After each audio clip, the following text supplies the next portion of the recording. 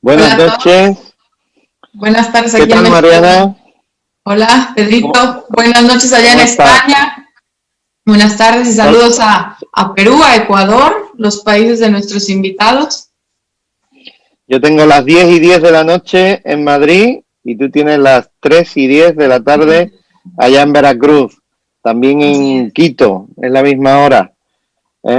Vamos a comenzar una nueva entrega de Encuentro, Familia, Vida, Libertad, donde hoy tenemos el honor de presentar un libro que está haciendo historia, una saga ya, con Marcial Cuquerella, con Mamela Fiallo y con Carlos Polo, 3 invitados de lujo que nos explicarán muchas de las cosas que nos atañen más de cerca sobre la pandemia, sobre este, auténtico sin sentido que muchas veces, en el que muchas veces estamos metidos. Están ya nuestros invitados, Marcial, Mamela, Carlos creo que enseguida se unirá. Muy buenas noches, Marcial, desde Madrid. Muy buenas noches a todos. Es un placer estar aquí con vosotros. Muy bien, pasamos a presentarte, por favor, Mariana. Claro que sí, bueno. Mamela y Carlos. Comentábamos que muchos dicen que Marcial es periodista, pero no, Marcial es español, es ingeniero informático, ha trabajado en la industria y ha dirigido empresas durante más de 10 años. La pregunta es, y lo que le decía antes de empezar es, ¿por qué? ¿Por qué se metió en esto? ¿Por qué se metió en esta lucha contra el mundo? ¿Qué nos puedes decir, Marcial?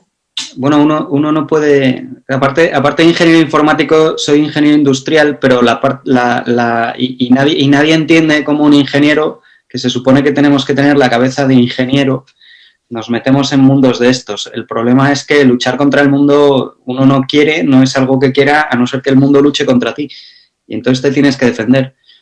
Y luego a mí me influyó mucho una encíclica que se llama la Christi Fidelis Laici, el compromiso cristiano de los laicos, que hay una frase que dice: a nadie le es lícito permanecer ocioso, que es una de las mayores obras de caridad que existen, el implicarse en la vida pública. Y hay 1000 formas de implicarse en la vida pública. Y bueno, por eso estamos ahí.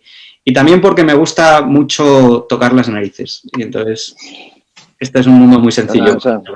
Quizás te venga de narices. De narices. De familia. De familia. Sí, señor, de familia.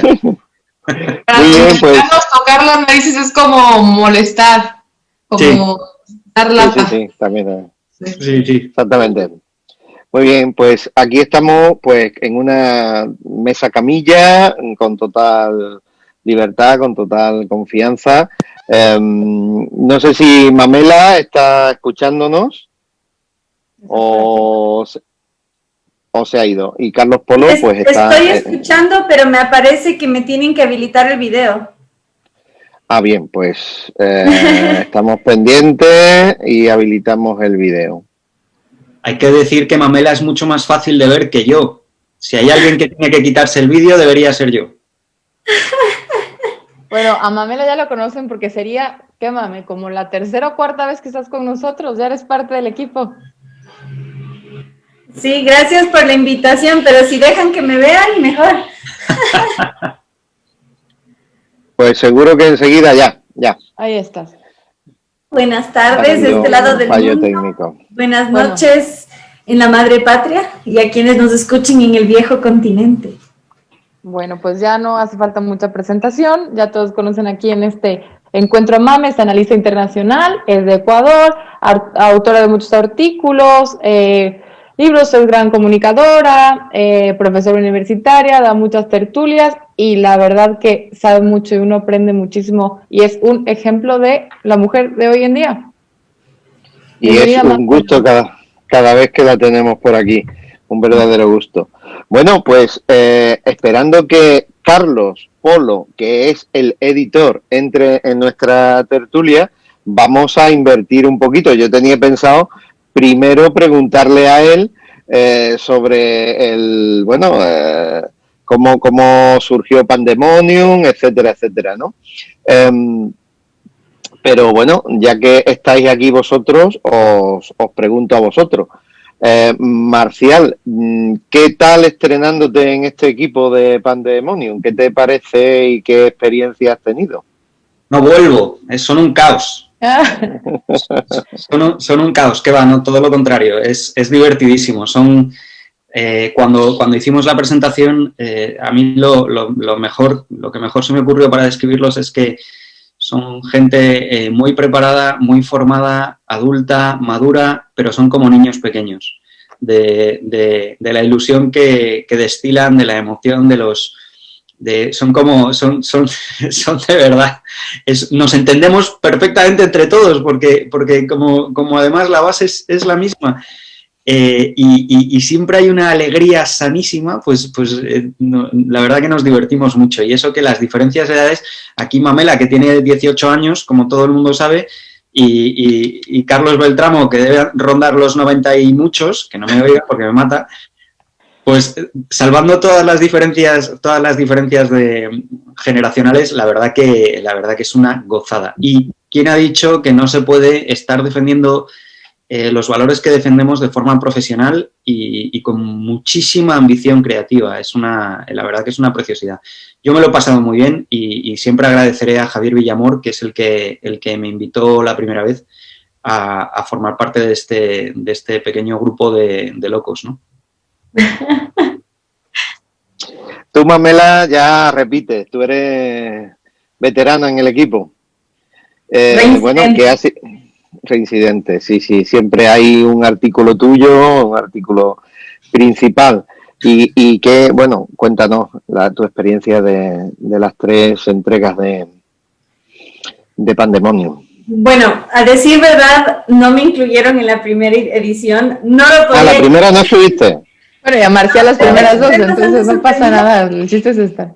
Porque cubrí bastante todo el tema de la pandemia desde el principio, di información interesante y cuando sacaron dije, pero llegó mi día.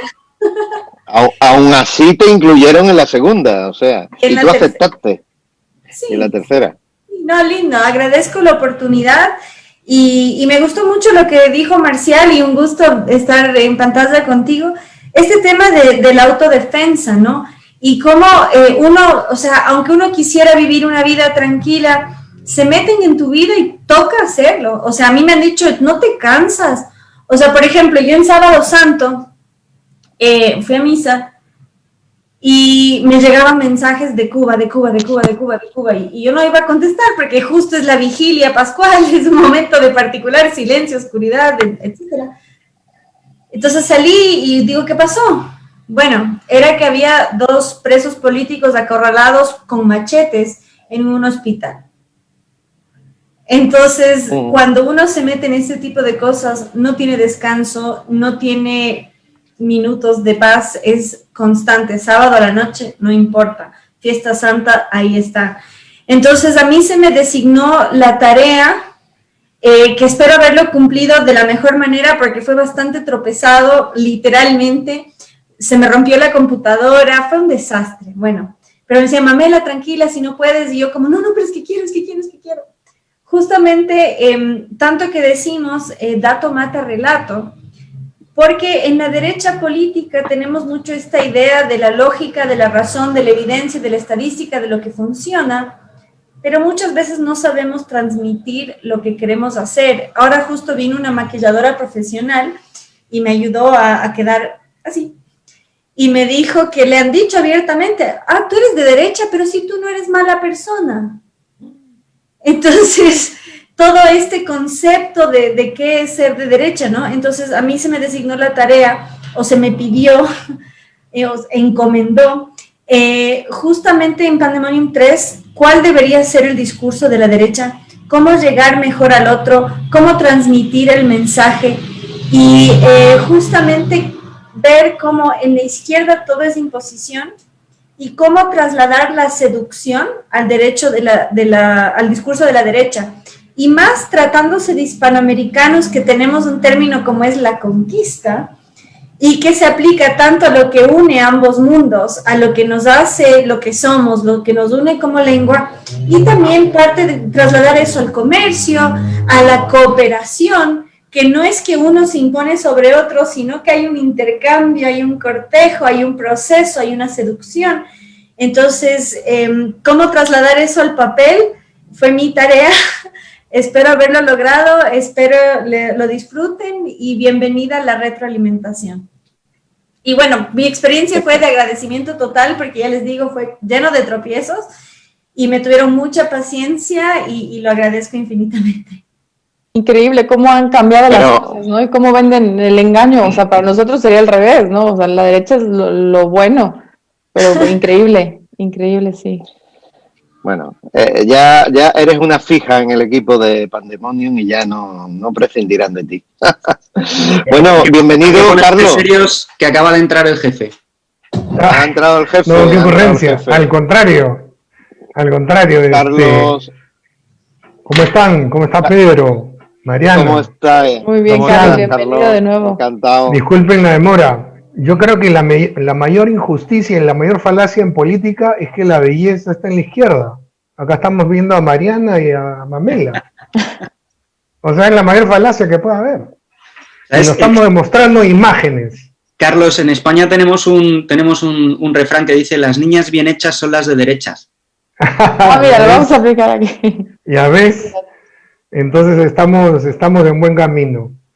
Y bueno, no soy el jefe, al contrario. En Pandemonium lo único que van a ver de mi presencia es mi nombre en la segunda página como editor, porque junto con Carlos Beltramo, un día conversando, apenas estalló todo esto en marzo del año pasado de la pandemia, del COVID, vimos que había un libro que se llamaba Sopa de Wuhan, de la izquierda, y que contaba con un relato bonito, apasionante, como ha estado describiendo Amelia hace unos momentos que entré, cómo ocurrían las cosas y de qué iban, ¿no? Y entonces dijimos, no, o sea, hay que tener un relato que destape, exponga la mentira del relato progre sobre la pandemia.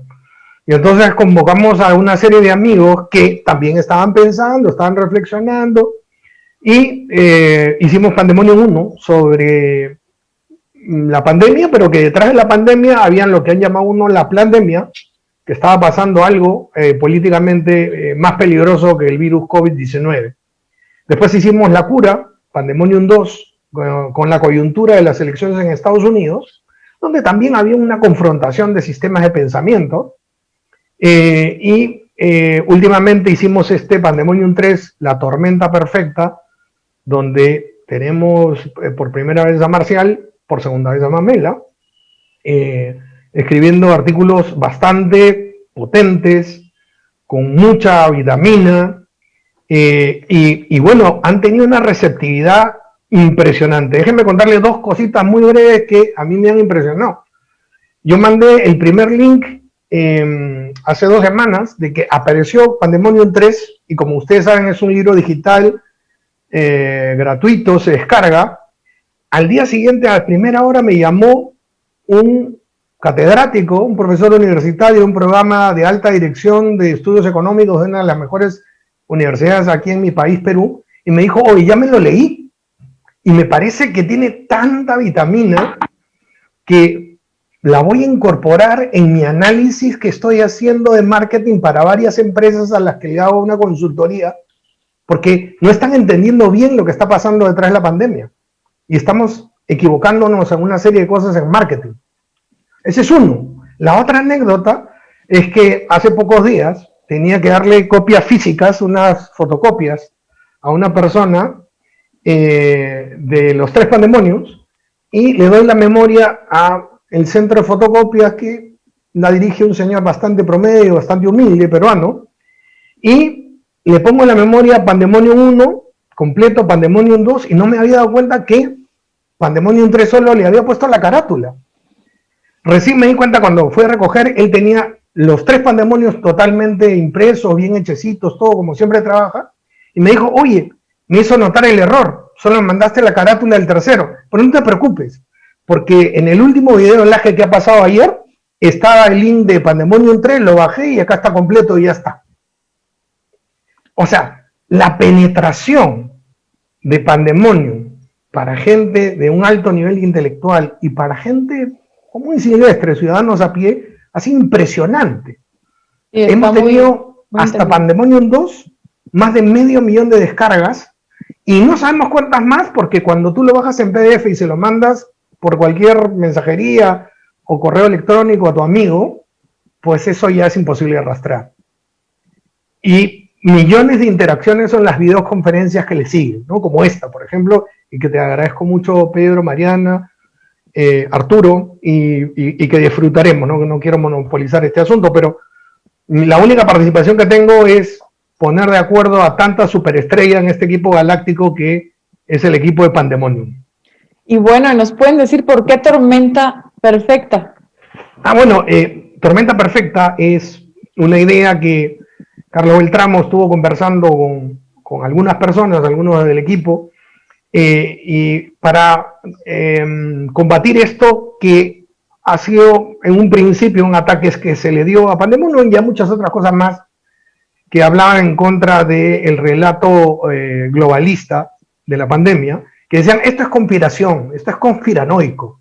No, porque lo conspiranoico es, según varios entendidos en esto, es descubrir en todo evento una misma causa, a una misma persona, a un mismo pinky cerebro que quieren conquistar al mundo. Ajá. Pero lo que viene sucediendo actualmente es una confluencia de intereses particulares, cada uno que sucede con su propia dinámica y que en esta coyuntura confluyen. O sea, China, Bill Gates, Soros, el Foro de Davos, los de izquierda, los del género, confluyen. No es que coordinen, no es que tengan una reunión semanal y comiencen a planificar todas las cosas malas que pasan en el mundo. Confluyen como esa tormenta perfecta que pasó en Estados Unidos en 1991 y que hicieron esta película con George Clooney y que se convirtió en una super tormenta. Entonces, esa imagen gráfica es lo que puede hacernos entender mejor cómo algunos artículos de fondo, como el gran reseteo que ha escrito Marcial Cuquerella y algunos otros más, de lo que va pasando en estos últimos años, se pueden entender también un poco con mayor precisión en estas tormentas segmentadas que confluyen, como es el artículo en el relato político que hace Mamela, pero también en otro sector, Miklos Lucas, por ejemplo, nos explica las constelaciones de satélites que están comenzando a aparecer y así por el estilo, ¿no? En el confinamiento, escribe Sander, otra vez este escritor irlandés que tenemos, David Sander, y así van a ver que en la segunda parte de Pandemonium 3 hay estas tormentas parciales y en la parte tercera de Pandemonium van a ver ya un aterrizaje más en algunos escenarios específicos que en escenarios específicos de México, Estados Unidos, de Chile, por ejemplo, y todo el proceso constitucional, pues se ve todo el marco general y se ven cada una de las partes de las tormentas que estamos explicando. Por eso el nombre de Pandemonium 3, la tormenta perfecta. Justo eso nos preguntaban algunas personas, nos preguntaban el público, ¿qué tiene que ver Davos, el Fondo Monetario Internacional, la OMS? ¿Qué tiene que ver todo? ¿Será parte de qué tiene que ver con la Agenda 2030? ¿De verdad está relacionado o son eventos aislados y uno trata de decir todo es culpa de Soros? Porque también ponían, ¿cómo saben que todo es culpa de las mismas personas? ¿Cómo no saben? ¿Cómo están tan seguros que no son eventos aislados y todo piensan que, ¿cuáles son las pruebas de que todo es parte de lo mismo? Eso lo puede explicar mejor Marcial, que lo ha escrito tan brillantemente en su artículo. Muchas gracias. Yo creo que la premisa de base es equivocada. La pregunta es, la gente dice, pero ¿cómo puede ser o cómo podemos decir que todo está sincronizado y que todo ha sido y que todo está pensado y que se han puesto de acuerdo? Y eso no es cierto. Lo que es una realidad, toda la Agenda 2030, y ahora lo contamos rapidísimamente, pero toda la Agenda 2030, el Foro de Davos, la gestión de la pandemia, la OMS, son agendas que ya estaban. Lo que pasa es que se ha aprovechado el hecho de una pandemia real, que es real, que se está produciendo, para acelerar mucho más todas las agendas.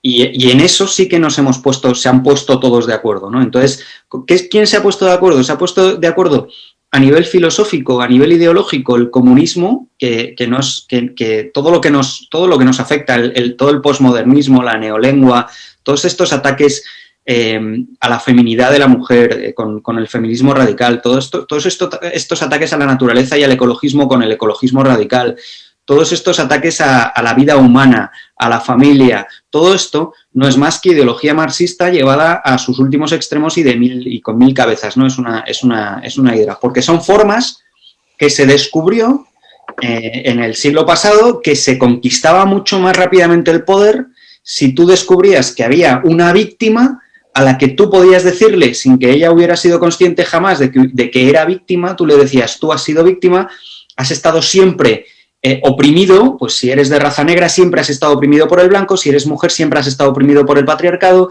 si eres la tierra siempre has estado oprimido por el hombre y yo te voy a sacar adelante y yo te voy a llevar al paraíso. Y es una forma muy sencilla que se descubrió en 1917 en Rusia con el comunismo y yo pues te voy a sacar adelante porque eres un obrero y siempre has estado oprimido por el empresario.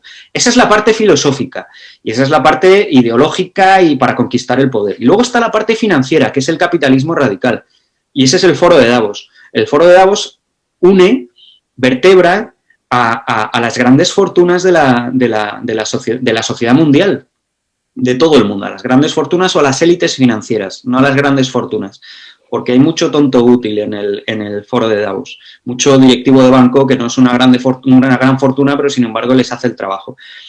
Las élites financieras se han dado cuenta de que el capitalismo también ha fracasado, de que no es un modelo económico que sea viable y se han dado cuenta que la pandemia... que reinventar.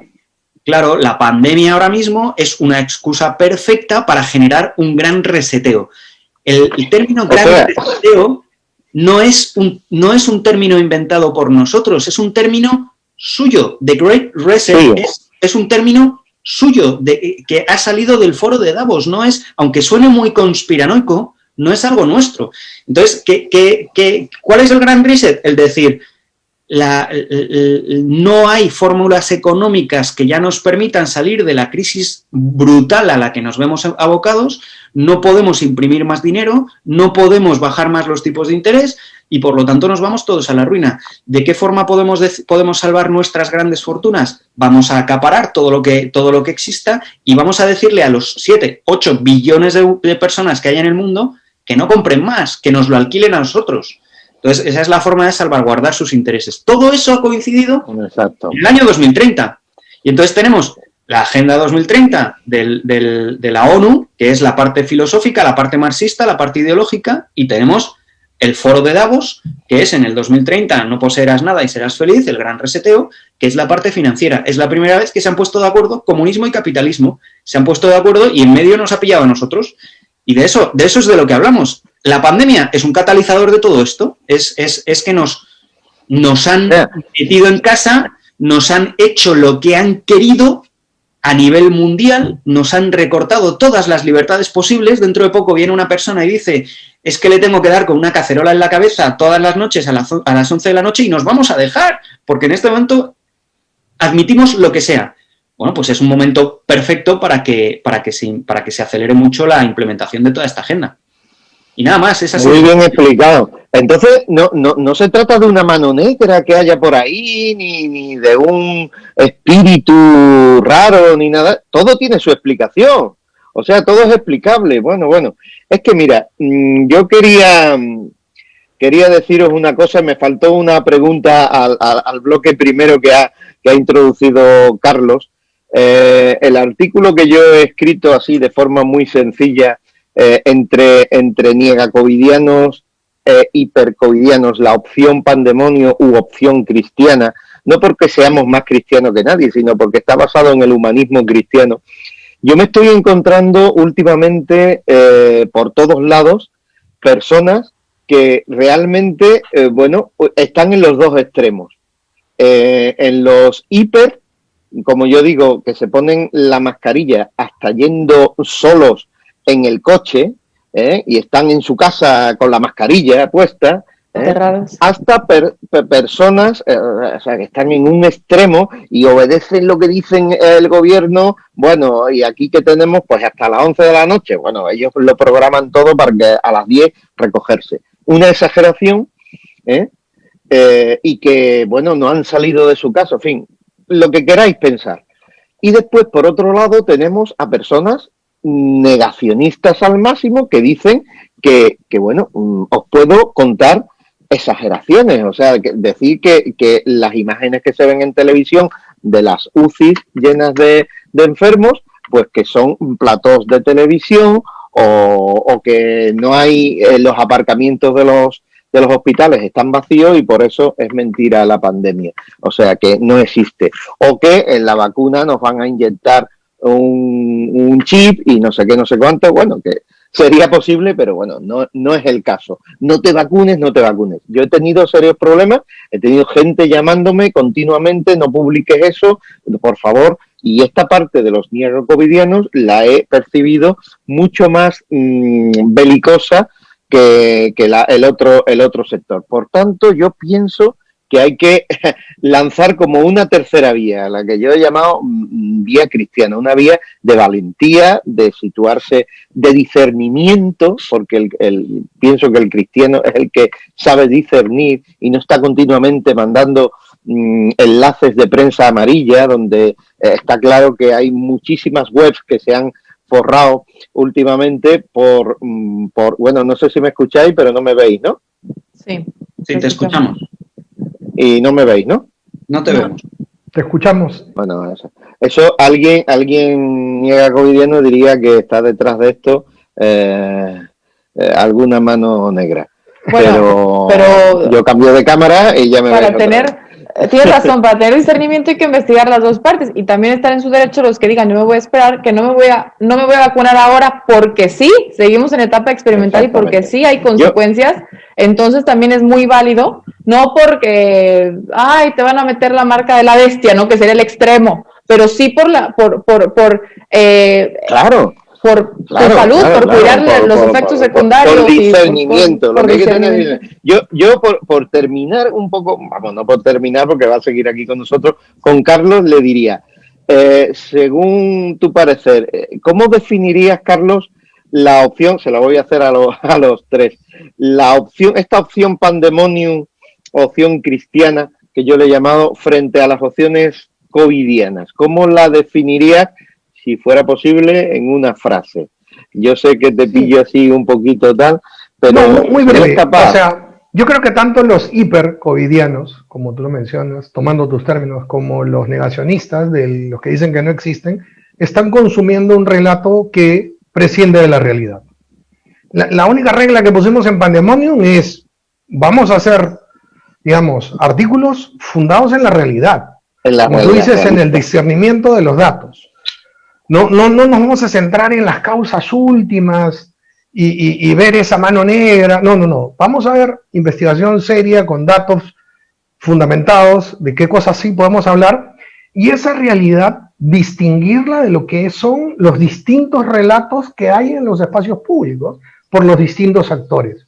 Y por eso, y no porque quiera dirigir esta videoconferencia, por eso creo que es importante lo que ha escrito Mamela, porque hay que entender el relato y hay que distinguirlo de lo que es la realidad, tanto para el discernimiento propio como para entender a los otros actores políticos y para ganar en el debate cultural, que es lo que escribe más precisamente Mamela.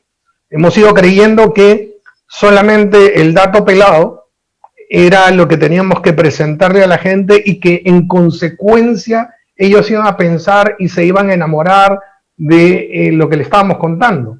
Y no, resulta que a mucha gente le gusta más el relato hipercovidiano y actúa en consecuencia, y a otros le gusta más el negacionismo y actúa en consecuencia.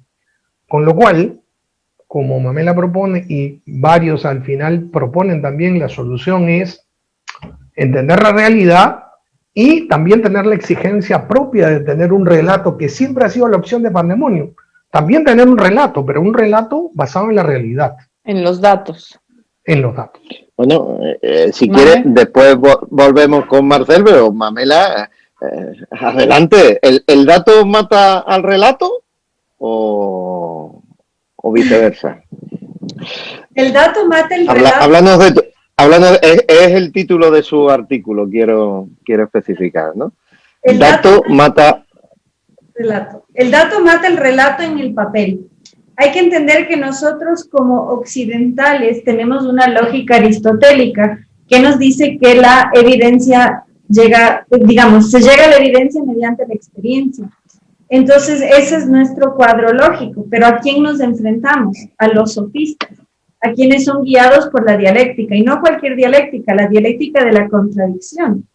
Entonces, el ideario izquierdista no tiene lógica, no tiene evidencia, meramente exige evidencia. Precisamente si tus referentes se están contradiciendo todo el tiempo y tú los sigues obedeciendo, es precisamente porque has perdido todo discernimiento. Entonces, limitarnos al dato mata relato cuando nos enfrentamos a alguien adoctrinado, ideologizado, cegado y sesgado es muy difícil. Entonces, en ese sentido, como bien mencionaba Marcial, el tema de que se anulan la feminidad, nosotros que somos conscientes de la masculinidad, de la feminidad, tenemos la ventaja de la realidad, de entender la fortaleza de la verdadera diversidad, que es el respeto de cada individuo y también el reconocimiento de las particularidades de los sexos. Y en ese sentido, el toque femenino, la gracia, la suavidad, esa forma de transmitir las cosas, es algo que tienen las mujeres bien hechas, que bien señalaba Marcial. Que son de derechas. Que son de derechas. Justamente al no renegar de tu feminidad tienes una herramienta extra. Y el varón que no reniega de su masculinidad, que abraza la feminidad, que la valora, va a tener otra forma de interactuar, de transmitir la información. Entonces, como bien señalaba Pedro, el tema de la realidad, y como bien dijo Carlos, es muy importante. Entonces, una vez que uno tiene un marco de realidad que sabe que existe y no que es una construcción social, una imposición heteropatriarcal, ya hace parte de un marco teórico en común, sensato y demostrable. El problema es cómo saberlo transmitir. Entonces, en ese sentido, el vigor masculino y la gracia femenina cumplen un rol súper, hiper importante. Y otra cosa, que es algo que es incómodo para ciertos sectores, pero que es tan obvio para otros. Entonces, nosotros decimos lo obvio de forma que se entiende, pero hay que saberlo transmitir, como bien dijo Carlos, hasta las personas más sencillas. Y la realidad es que nuestro discurso es mucho más permeable en esos círculos, porque para entender el discurso progre hay que tener un grado de adoctrinamiento muy elevado. Entonces, en ese sentido, vamos por lo claro, lo conciso, lo demostrable, lo obvio y sobre todo lo fiel a la tradición oral, que es justamente la raíz de nuestra cultura. Y con eso los debo dejar, que me tengo que ir, tengo una presentación en breve y a Dios gracias es en persona, así que voy a poder salir de mi burbuja. Entonces, ¿no te maquillaste por nosotros? También. Ah, bueno. Qué envidia, Mamela. Bueno. Una reunión social presencial. Sí. Pero no les puedo contar de qué se trata. El lunes les cuento. Por ahora sí. Bueno. Eso es lo de menos. Que sea presencial es lo importante. Nosotros Mucha sabemos suerte, algo. Oye, antes de irte, ¿cuál es tu artículo preferido? Oh, eso no se hace. Difícil. Eso no se le pregunta a las niñas porque buenas. te quiero el tuyo. Muy bien. Los valoro mucho a todos y agradezco sus enormes aportes y recomiendo a cada uno porque se complementan entre sí. Gracias al querido editor por su trabajo, a Mónica también, Mónica Beltramo, y besotes para ti, Mariana. Muchas Chao, gracias. chao. Que te vaya muy bien, mucha suerte, mami. Muchas gracias, Mame. Muchas gracias. Sí, al final Mamela pudo estar con nosotros, le ha costado y bueno, ahí está. Pues seguimos contigo, Marcel. Marcial. No, Marcial, perdón, Marcial. Marcel es nuestro youtuber de cabecera, como digo yo, Marcel García. Es verdad. Marcial Cuquerella, gran amigo y gran familia. Háblanos un poco. Sí, un poquito de... Yo soy el último de una larguísima familia y mi hermana Olga, que es la que me educó a mí, porque me lleva 2 años y es la que me hizo, me dijo que era lo que ser un hombre, es amiga de Pedro y es amiga de todos vosotros. Entonces yo vengo aquí de refilón, la que debería estar aquí es mi hermana. Tú estás por tu hermana. Gracias a ella. Una familia de activistas, que sí, casada con nuestro amigo Álvaro Zulueta. Muy bien, pues yo te quería preguntar que nos hablaras un poquito de geopolítica. Candidatos a la hegemonía mundial. China, Estados Unidos, Rusia. Habría que encajar también el lugar de África y los países asiáticos como India, Japón, Corea del Sur. Además, es necesario contemplar la incidencia de países islámicos y allí pues están Irán, Arabia Saudí e incluso también Turquía. Bueno, ¿tú qué nos tienes que decir al respecto? Tú que te gustan todos estos temas. Bueno, aparte de Estados Unidos, que bueno, te he seguido tus intervenciones durante todo el proceso electoral, etcétera, una maravilla. ¿Qué nos tienes que decir sobre estos temas?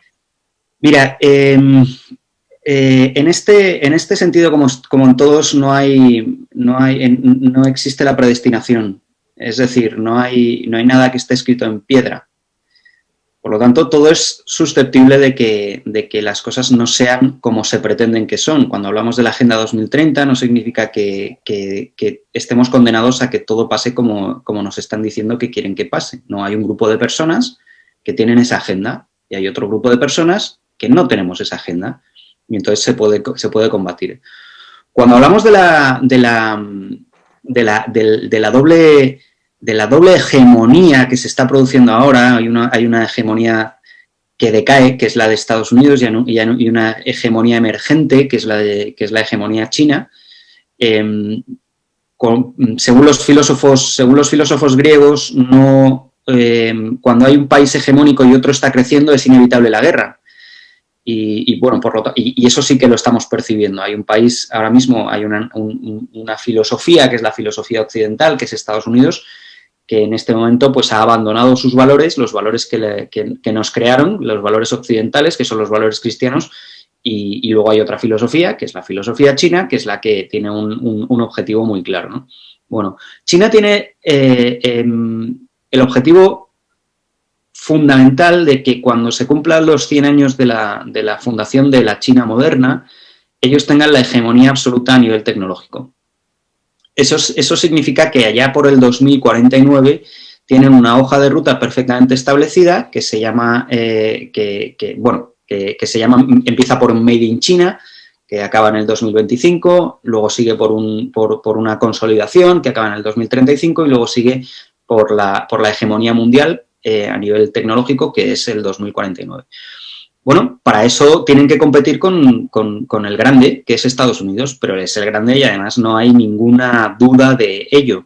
¿Qué pasa? Que durante toda la época del gobierno de Donald Trump, que han sido 4 años, toda esta agenda, todo este crecimiento de China, claro, tenemos que darnos cuenta que China no juega con las cartas marcadas, no es una democracia. Y al no ser una democracia, puede manipular las reglas de mercado a su antojo.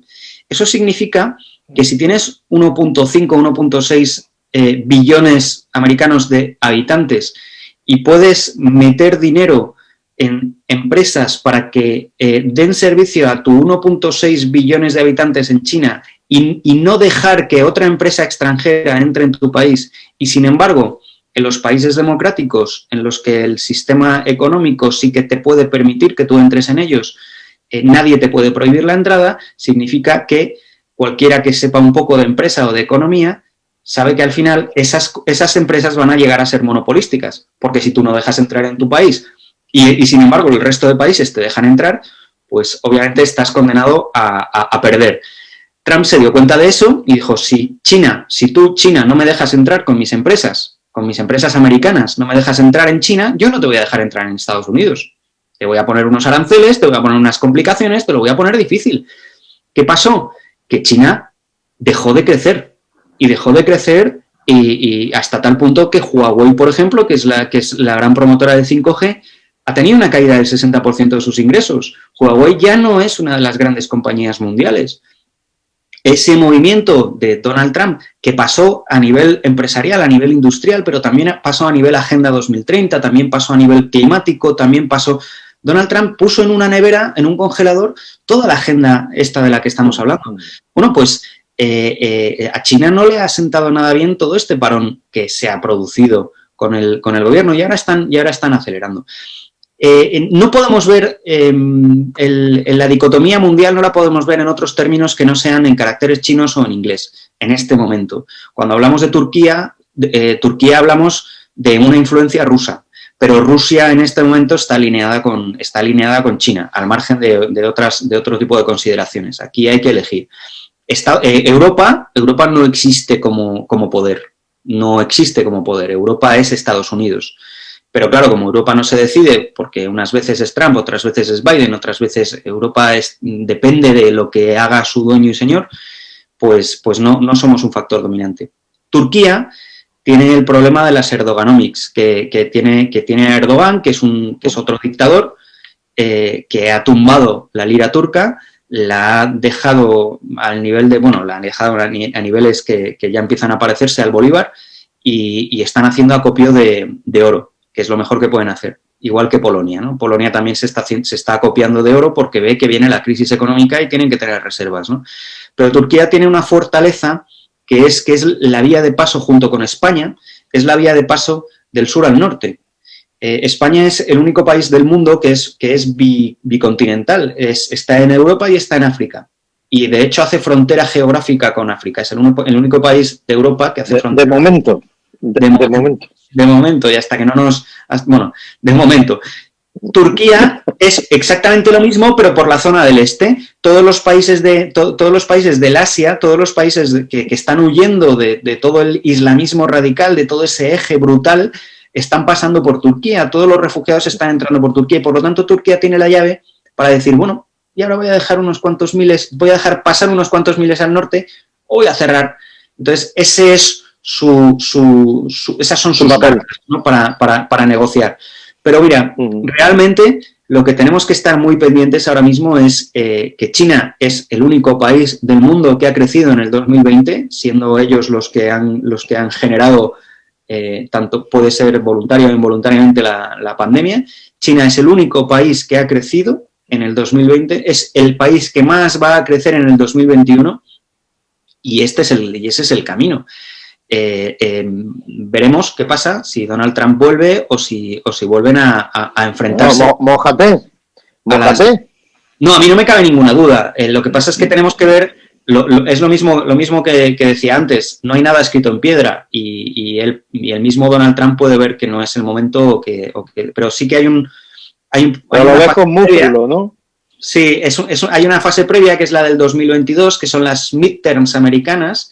Y ahí es donde se va a ver la fuerza que tiene el trumpismo. De momento está apoyando a líderes, a candidatos locales y demás, ¿no? Él está poniendo su sello de calidad en determinados, porque se dio cuenta de que lo que le faltaron fueron apoyos para poder demostrar que había habido fraude, que el fraude es obvio y es flagrante, pero para poder hacer efectivo y ejecutar en la Corte Suprema que efectivamente había habido fraude, le faltaron apoyos dentro del Partido Republicano.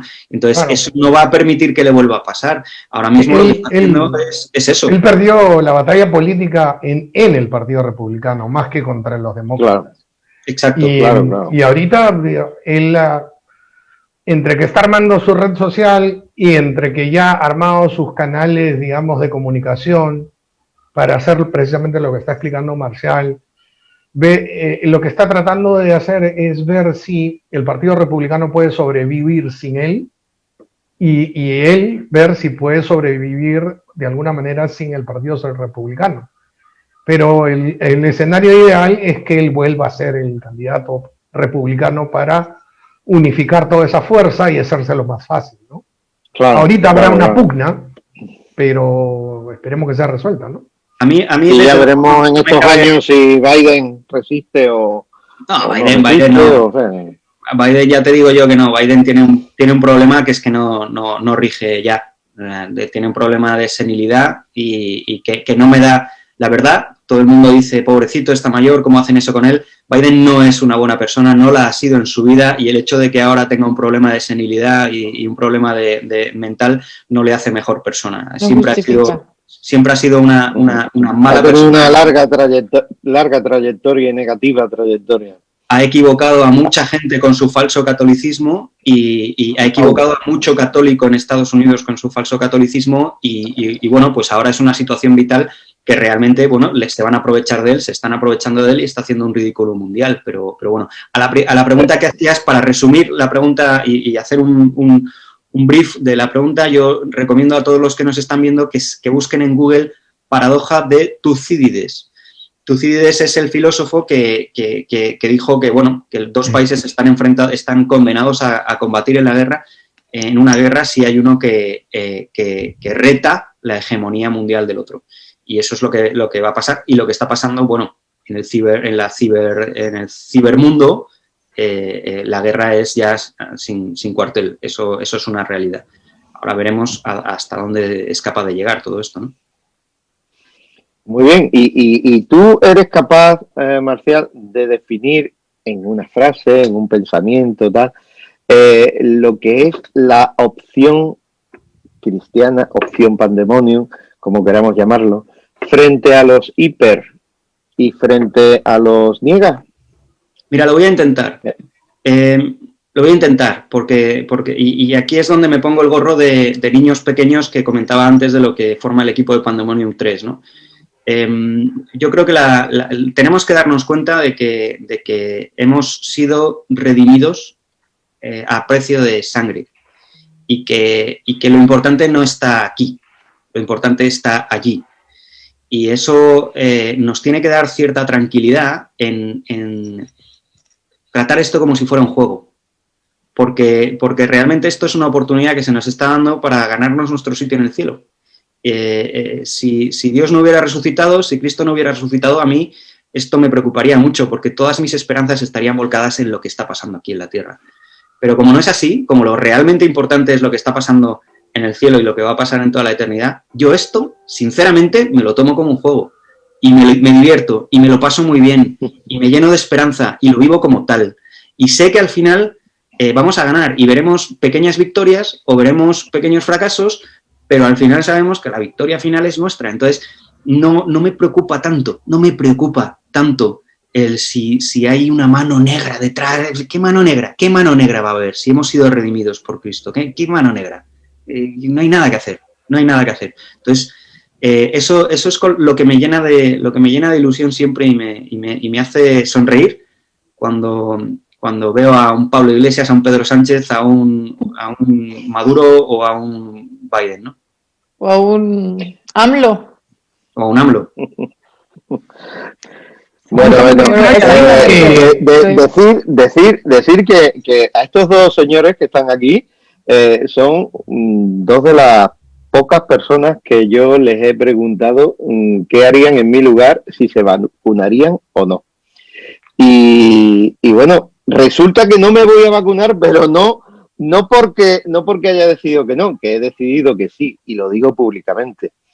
Es que resulta que la de AstraZeneca han puesto unos límites de edad, técnicamente, pues me parece muy bien. Lo que está pasando. Exactamente, los técnicos que tenemos, ya sean más preparados o menos preparados, que ahí también estará la gestión política y vamos a ser implacables con nuestros políticos, y con los que están ahora, con los socialistas y comunistas del gobierno, que vaya tela lo que pasó ayer en el barrio de Vallecas, pues de Madrid, con el partido Vox, pues bueno, hay unos técnicos que han delimitado la edad, no solamente la van a poner en España de 60 a 65 años, pues muy bien, pues no me la voy a poner porque yo todavía estoy... Eres joven. Pues, claro, estoy por lo...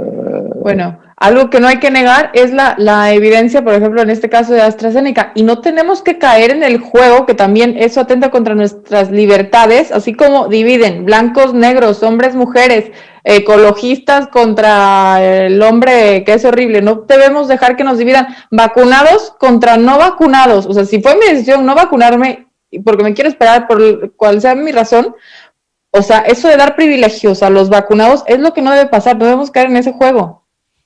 La libertad, mucha gente se va a poner así, no va a reunir con los no vacunados y empieza la psicosis y la locura, los hiper, ¿no?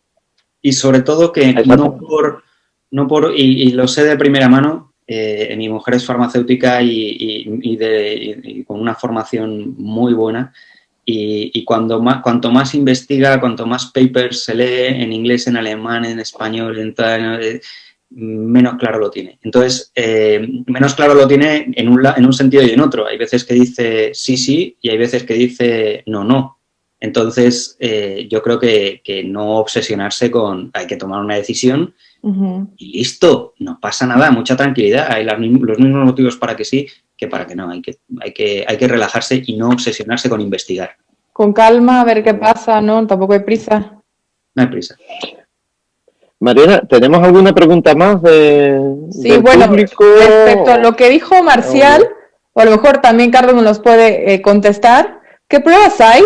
Marcial, perdona, a Marcial no lo vemos, si puede hacer algo para... Hay que conectar algo, dice que hay que conectar algo sobre el de la cámara, Marcial. Sí, lo vamos a ver. Y bueno, Carlos, nos dicen, ¿qué pruebas hay de que la OMS ya no es confiable y por qué? ¿Y cómo es que recibe órdenes de los chinos? Bueno, en Pandemonium 1, el artículo de Steven Mosher dio muchísimos indicios cómo se originó el virus COVID-19 y cómo China escondió esa información teniéndola tanto tiempo y teniendo responsabilidad en lo que pasó después, ¿no?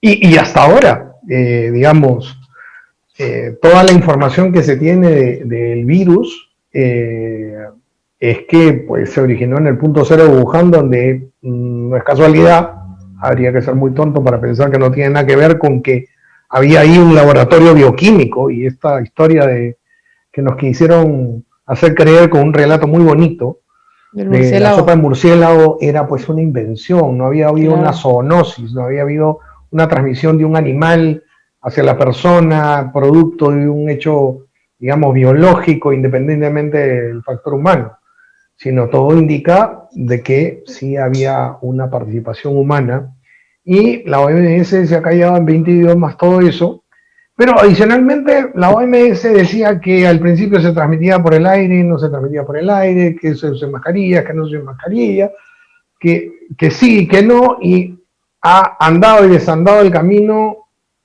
tantas veces que ya uno prácticamente no puede tener ninguna credibilidad frente a lo que dice la OMS, ¿no? Pues yo creo que ya antes ya habían ciertos cuestionamientos de la ONU de tipo técnico, ¿no?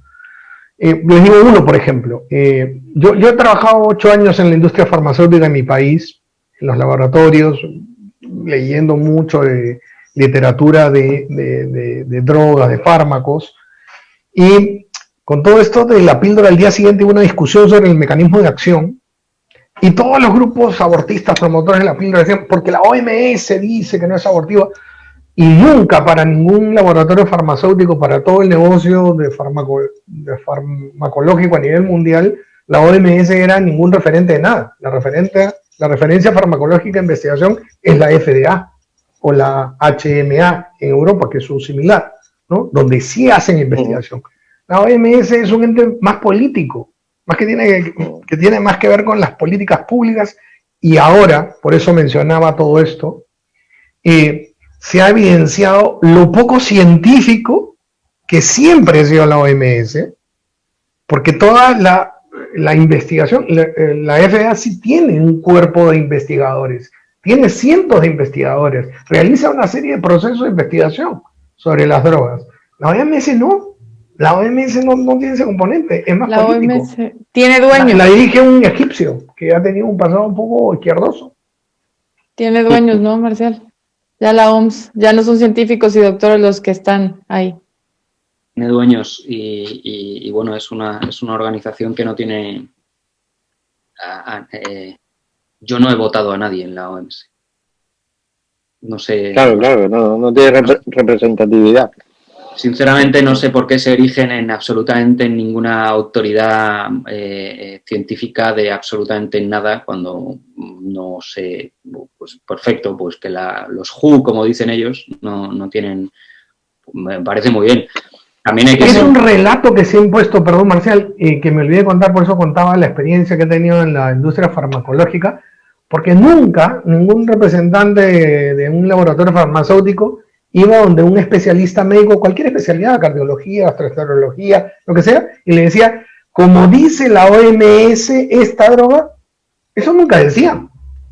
Todos los laboratorios farmacéuticos y quien conoce el marketing de los laboratorios farmacéuticos, siempre han dicho toda la vida, este producto tiene la certificación de la FDA, la Food and Drug Administration, o la HMA. Nunca ha dicho la OMS.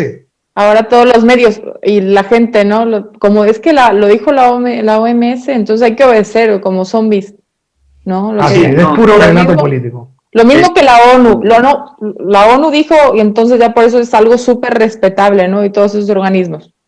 Exacto. Hay que aprender a desconfiar son organismos totalmente desacreditados y, en fin, tener ese discernimiento, ¿no? De que hablábamos. Bueno, si no hay nada más, yo pasaría a la última fase de donde hemos hablado sobre Pandemonium 3, la estructura del libro, un poquito, el gran formateo y la geoestrategia. La tormenta perfecta, nos habló sobre el dato y el relato, Mamela, y bueno, navegando en esta tormenta y superando esta tormenta, ¿cómo hay que navegar en ella? Entonces, os diría, ¿qué pistas nos dais para salir de esta tormenta sin perder todos nuestros barcos, salir un poco airosamente? ¿Qué estrategias podemos tener para frenar, pues bueno, los objetivos del 2030, este poderío chino necesario, la cultura de la muerte, en fin, yo veo que Marcial, bueno, respira optimismo en su artículo, además lo habrá leído ya mucha gente porque está al principio del libro. Y bueno, es realmente, siempre ve la botella medio llena, Marcial, ¿eh? Entonces, sí. Bueno, ¿qué me decís? Vamos hago mi comentario yo primero para dejar a Carlos que ponga la guinda, porque seguro que completa muchísimo más que yo, pero yo lo que recomiendo, mira, el otro día andaba paseando con mi perro, que al que Dios no da hijos, el diablo le da sobrinos y un perro, ¿no? Pues yo andaba paseando con mi perro. Bueno, sobrinos tienes muchísimos. Son sobrinos, tengo un chingo, como dicen en México. Sí es. Pues sí, tengo unos cuantos. Tengo 40 sobrinos directos. Pero bueno, y un perro. Y entonces el perro iba paseando con él por la calle y oía una señora que estaba hablando con otra que estaba criticando la gestión económica del gobierno local y estaba diciendo porque son unos sinvergüenzas, porque cómo es posible y son unos ladrones y al final van todos tal no sé qué, pero su perro estaba haciendo sus necesidades y la señora no estaba recogiendo las cacas. Es una cosa tontísima, pero yo le dije a la señora, si usted no es capaz de cumplir en lo pequeño, ¿qué me dice a mí que cuando usted llegue a ese sitio no va a hacer exactamente lo mismo? Si lo único que se le está pidiendo a usted ahora, es que recoja las cacas de su perro, hágalo. No pretenda salvar el mundo, no pretenda ahora mismo resolver los problemas de Madrid y la pandemia.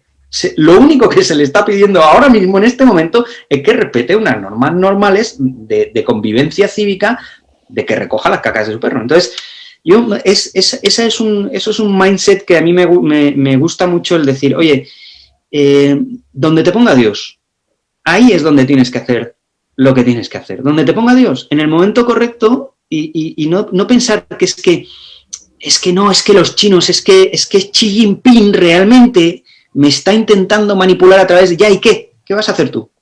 ¿Qué vas a hacer tú? ¿Has recogido los platos? Si es que... Mira, Marcial, perdona que te interrumpa un segundito. Abrimos un paréntesis y sigue. Hay, por desgracia, activistas que están dejando el activismo pro vida. Uh-huh. Por miedo absurdo a la pandemia o por querer dedicarse a buscar una explicación donde no la hay. O sea, yo lo estoy viviendo. Yo lo sé y lo estoy viviendo. Hay gente que está totalmente desubicada. Por eso, la opción cristiana, lo que tú dices, seguir donde nos han puesto. No nos van a mover ni una pandemia ni 40. Como decía hace rato, al final lo importante es el estado de tu alma, ¿no? Claro, es fundamental. Es que, sobre todo, además, una cosa que he podido comprobar es que Dios no es que no se deje ganar en generosidad, es que está impaciente porque necesita soldados. Pero necesita soldados y bien organizados. Y eso significa que si tú tienes ganas, ímpetu, capacidades, talento, formación, esperanza, ilusión, caridad, llegará un momento en el que estés en el lugar correcto para dar la batalla correcta. Pero no intentes echarte encima de tus hombros la paz mundial o acabar con el aborto en el mundo, no, acaba con el aborto en tu casa, en tu barrio, con tu amiga, ¿no? Porque va a llegar un momento que alguien te plantee ese problema. Y ahí es donde viene tu test, ahí es donde viene el test de verdad. ¿Cómo te comportes con eso? ¿Qué ejemplo estés dando en el corto plazo? Porque la Iglesia Católica, que es el ejemplo de mayor éxito empresarial y humano, porque no es humano, pero es el ejemplo de mayor éxito de una empresa, empezó con 12 personas y especialmente con uno, que es San Pablo, que iba cambiando corazón a corazón, sin Twitter, sin Facebook, sin televisión, sin medios de comunicación, iba ciudad por ciudad hablando uno a uno. Y así es como transformó el mundo. Y así es como transforman el mundo los santos. Entonces, no pretendamos ahora decir que es que Telecinco, o es que Televisa, o es que yo qué sé. No, vamos a ver. El mundo se puede seguir cambiando con un santo, con un solo santo. Entonces, bueno, ¿qué estás haciendo tú? ¿No? ¿Qué estás haciendo tú? No pretendas conquistar el mundo. Me encantó también, sí. Sí, me encanta porque no, pero a ver, lo hemos oído muchas veces, pero dicho de tu boca, Marcial, de una persona que en estos últimos meses lo he seguido tanto y sabe tanto de globalismo, de situación mundial, porque te he oído, o sea, y escuchar estas palabras son especialmente emocionantes. Bueno, no se entienda como ingeniero. No, además yo sé que Marcial es ingeniero y es empresario de vocación, no porque quiera poner ninguna empresita por ahí, sino que es también hay empresarios de vocación, ¿no? Y, Claro. y sobre todo comunicador de sus valores y sus principios. Bueno, Carlos, Yo de vocación creo que soy monje cartujo, pero bueno. Bueno, sí. Adelante, Carlos. Mira, yo lo que me toca es por favor, un poco adecuar lo que ha dicho de fondo Marcial sobre cómo surfear esta gran tormenta, ¿no? Estas olas feroces de la tormenta perfecta. Para los creyentes es subirse en la barca de Pedro. Y así, de simple, una sola frase, para los que somos creyentes. Pero quiero remarcar y situarme dentro del discurso marcial de lo que es Pandemonium, remarcar el hecho de que Pandemonium está escrito para la esperanza, para generar optimismo. O sea, el nombre de Pandemonium, que es un nombre en negativo, ¿no? Pandemonium es la capital imaginaria del reino del infierno, y por extensión, digamos, se lo aplica la palabra a una situación que parecería infernal, es para conectar con mucha gente que experimenta eso hoy, que está viviendo un pandemonium, que está viviendo una especie de infierno, y que esto lo deprime, esto lo abruma, esto lo sobrepasa. Pero no es para quedarnos en el análisis, esto más que un esfuerzo académico, es una forma de relato político. Con Carlos Beltramo, que se nos ocurrió esto en algún momento, era... Lo tendremos otro día, porque realmente merece la pena tenerlo. Ojalá, porque él es ahí el cerebro detrás de las ideas de fondo. El asunto es que lo escribimos para dar una alternativa de esperanza y ver estas cosas que nos está explicando Marcial.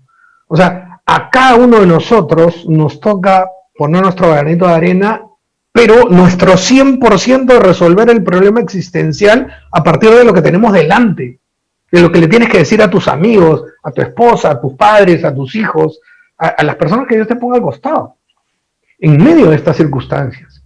Y en particular, en Pandemonium, con estas personas que hacen un trabajo realmente serio de desarrollo de las ideas y desarrollo de los temas.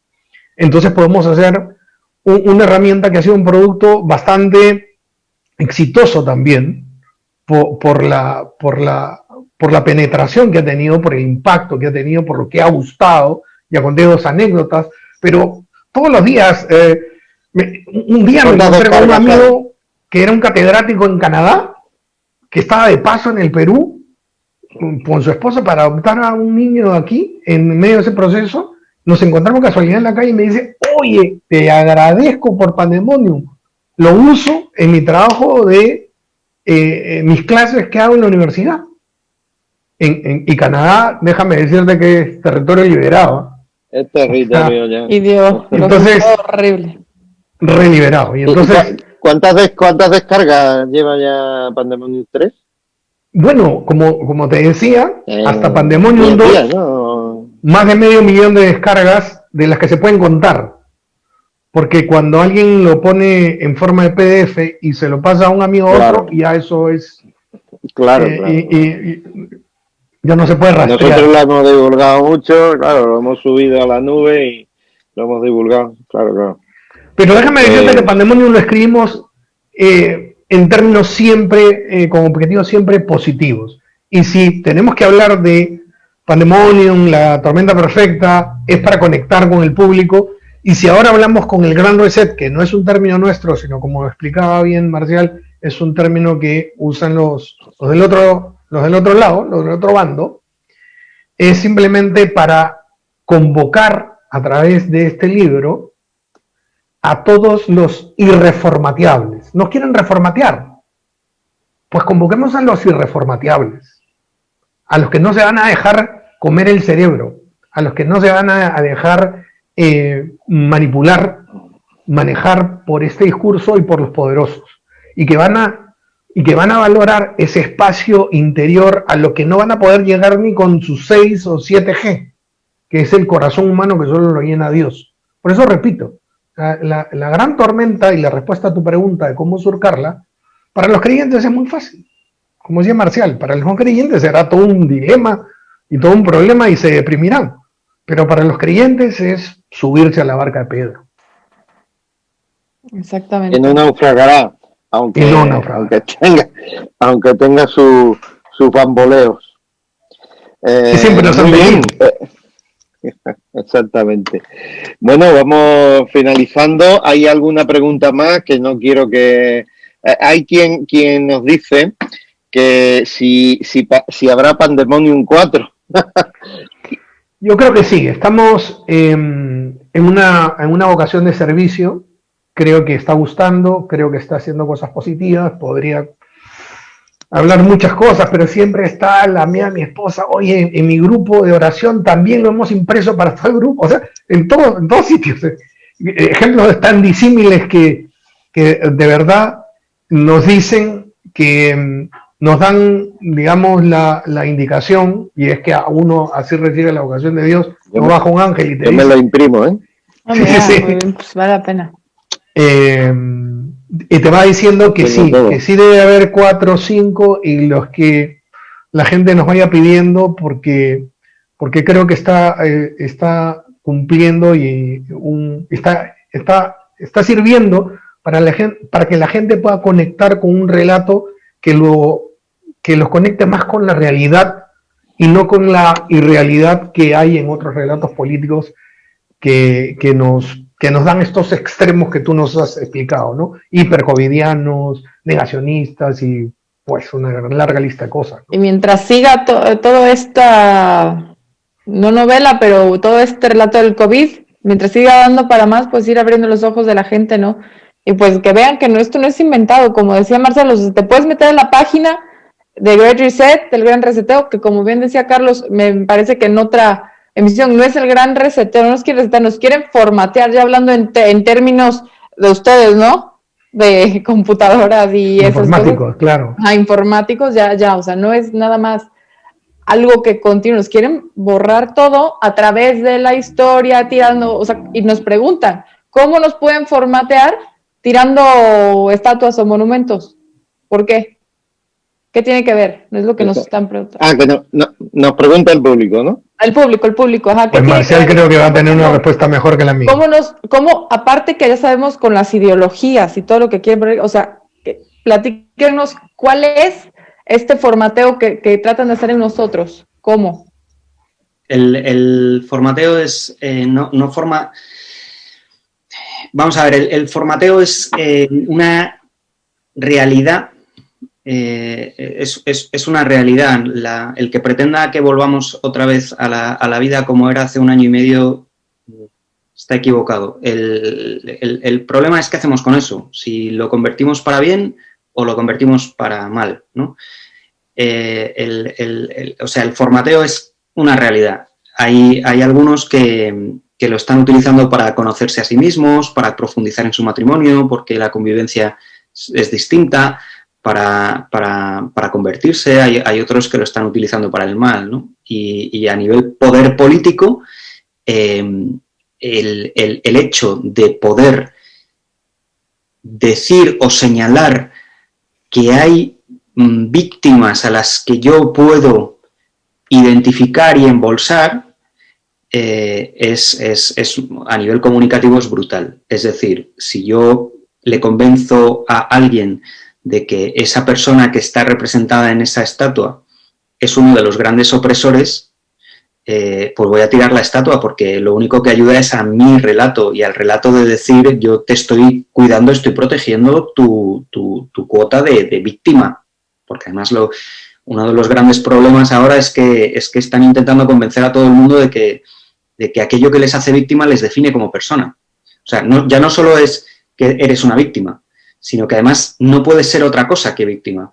Es decir, el que es homosexual y está oprimido por ser homosexual, no puedes ser otra cosa que homosexual, no puedes tener otro tipo de vida que la de que eres homosexual. Entonces, y si eres negro, igual, y si eres no sé qué, exactamente igual. Y si eres mujer, no puedes ser otra cosa, o sea, no no eres multifacético, no tienes millones de perfiles, no eres eterno, no eres inmenso. Entonces, cuando se dedican a tirar estatuas, lo único es un mensaje. Y aquí Mamela es la que podría decir, ¿no? ¿Qué implica? Sí. ¿Qué implica tirar una estatua que realmente... ¿Por qué te pones en eso? Es igual que los que quemaban libros. ¿Por qué vas a quemar un libro? ¿Qué estás consiguiendo quemando un libro? No estás consiguiendo más que hacer un statement político. Y un statement político que transmite a la gente a la que estás diciéndole y estás insistiéndole, eres una víctima y yo te voy a salvar. Claro, ¿por qué eso se opone a nuestra concepción cristiana de la vida? Porque solo tenemos un Salvador, porque no hay nadie que nos pueda prometer el paraíso en la tierra. Sin embargo, socialismo, posmodernismo, liberalismo, te prometen el paraíso en la tierra.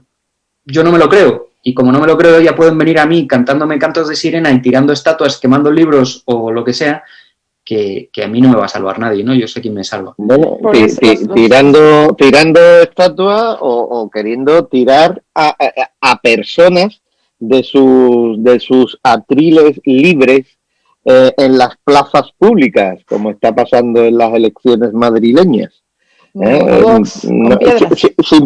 Simplemente quería hacer referencia al ataque, para todos los que nos ven en América, el ataque terrible de violencia callejera que ayer tuvo amigos nuestros, porque entre otras personas, aparte de los dirigentes nacionales de Vox, estaba Alicia Rubio, que es asesora de Actúa Familia, y otros amigos más, pues fueron apedreados, una lluvia de piedras, por parte de la izquierda extrema. Y lo peor del asunto es que Pablo Iglesias lo justificó, los dirigentes de izquierda lo justificó y decían que Vox era quien iba a provocar. Realmente en España, bueno, el próximo encuentro hablaremos del comunismo en Hispanoamérica, pero las dictaduras comunistas, y será interesantísimo, pero es que ese comunismo y sus usos y costumbres pues está llegando a la democracia madura de España, madura en el sentido de se está convirtiendo en una democracia de Maduro, que no es lo mismo. No sé si tenéis algo que añadir para terminar, despedirnos. Simplemente que cuando más violenta se pone la situación significa que estás tocando mucho más el nervio y en este caso el tema de los ataques de Vox es porque Vox se fue a la cuna del comunismo que ellos se creían que era su templo y cuando vas ahí, tocas y resulta que va la gente, pues es como en un exorcismo, ¿no? El diablo se pone muy nervioso. Lo mejor es que estés calladito, cállate, no digas nada, no me toques. Por eso se han puesto nerviosos. O sea, también incluso en este caso veo síntomas de esperanza. Yo es que soy un poco enfermizo con esto. Bueno, el consejo del enemigo. El consejo del enemigo. El enemigo te va diciendo lo que es importante. El enemigo te va diciendo lo que es importante. Yo siempre le digo a los chicos en los cursos y todo, le digo, dime cuántos ataques tienes y te diré cuánto vale tu compromiso. Así es. Pues muchísimas gracias. Es un auténtico placer. Ya Mamela, por supuesto, lo sabe porque es una habitual nuestra y ella siempre pregunta, bueno, ¿cuándo tenéis otro vídeo? Yo voy, no sé cuándo. Es genial. Y bueno, Marcial, bueno, ¿qué quieres que te diga? Para mí eres casi como de la familia. y tenía mucho, a tu hermana y a tu cuñado los considero hermanos. Y así que muchas gracias por haber estado hoy y repetirá eso seguro. Muchísimas gracias a ti, Pedro, y muchísimas gracias a ti, Mariana, que es siempre una alegría ya a estas horas de la noche ver tanto talento y tanta ilusión y tanta belleza también. No lo digo por Pedro, como te puedes imaginar, ni por mí. Tocar los tuyos ya Carlos, Muchas gracias. eres un lujo siempre que vienes, ¿eh? Eres un lujo. No, qué ocurre. Muchas gracias, Mariana. Gracias, Pedro. Nos vemos, muchas gracias. Son bienvenidos aquí cada vez que quieran y esperemos estar siempre ¿Cuándo en nos búsqueda vemos? de la verdad. Cuando ustedes quieran nos vemos. Y mientras nos vemos el 22 de abril con el marxismo en Hispanoamérica. Ajá. Vamos a hablar de... Vamos a tener a una cosa interesantísima, disidentes auténticos, chinitas en el zapato de los grandes dictadores. Va a estar con nosotros, me voy a quitar las gafas para verlo, Juan Manuel Cao, lo conocéis, el periodista que puso en aprietos nada menos que a Fidel Castro durante varias veces, ¿no? Sí, sí. Estará también Edgar Simón, también abogado, Julio Chilling, cubano, Liu Santisteban, una cubana también, Maybor Petit, periodista venezolana, y también a nuestra María Herrera, española y moderando el debate, así que va a ser interesantísimo, pero también va a haber otros eventos hablando de las leyes injustas que quieren introducir en México. Cualquier día de estos lo van a saber La ley de población. Ojo con esa ley sí, que aprobaron los diputados sin entender lo que era, y al final es un ataque a las instituciones que se opongan a dar terapia o estén en contra de todo eso de ideología de género. Ya sabemos quién es un ataque contra la iglesia, pero como no lo dice específico, los diputados dicen que nunca se enteraron. También es derechos de la mujer, todo sabemos que al final es aborto. Como no lo dicen así, pues fue disfrazada y fue aprobada. Entonces ahora estamos luchando para que no pase a la Cámara de Senadores. Es una ley disfrazada y pues hay que poner atención en eso. Y nos vemos en el próximo programa para ver lo que está pasando en Venezuela, Cuba y cómo ese fenómeno nos puede alcanzar a nosotros. En España también lo están viviendo, nosotros vamos para allá, entonces hay que poner atención en todo esto. Ojo, elecciones en Perú el domingo y en también. Segunda vuelta en Ecuador. Exactamente. Estaremos pendientes a todo eso. Muchas gracias. Y en Chile elecciones también. Así que muchas gracias a todos. Esperemos estar reportando cómo nos va. Un abrazo. De 14 días. Un abrazo. Nosotros apagamos cámara y continuamos dentro de poco, si queréis. Después.